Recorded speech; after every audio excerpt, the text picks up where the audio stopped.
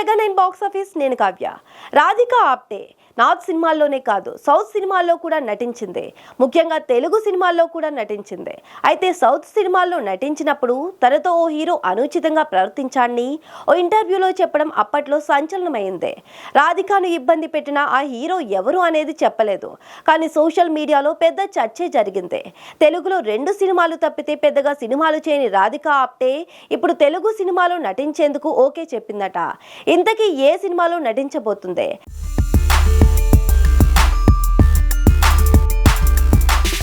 రాధిక ఆప్టే తెలుగులో Nandamuri బాలకృష్ణతో lion legend సినిమాలో నటించింది. ఆ తర్వాత రాధిక బాలీవుడ్ పైనే ఫోకస్ పెట్టడంతో తెలుగులో సినిమా చేయలేదు. లేక ఇక్కడ చేదు అనుభవం ఎదురైందా, అందుకే ఇక్కడ సినిమాలు చేయలేదా అనేది తెలియదు. కానీ ఇప్పుడు ఓ తెలుగు సినిమాలో నటించబోతుంది అనేది ఆసక్తిగా మారింది. ఇంతకీ ఏ సినిమాలో అంటే daring and dashing director Puri Jagannath సినిమాలో అని సమాచారం. విజయ్ సేతుపతితో పూరి తెరకెక్కిస్తున్న మూవీలో ఓ కీలక పాత్ర కోసం ఇటీవల టబును ఫైనల్ చేశారు. ఈ భారీ పాన్ ఇండియా మూవీలో మరో కీలక పాత్ర ఉందట. ఆ పాత్రను రాధిక ఆప్టేతో చేస్తే బాగుంటుంది అనుకుంటున్నారట.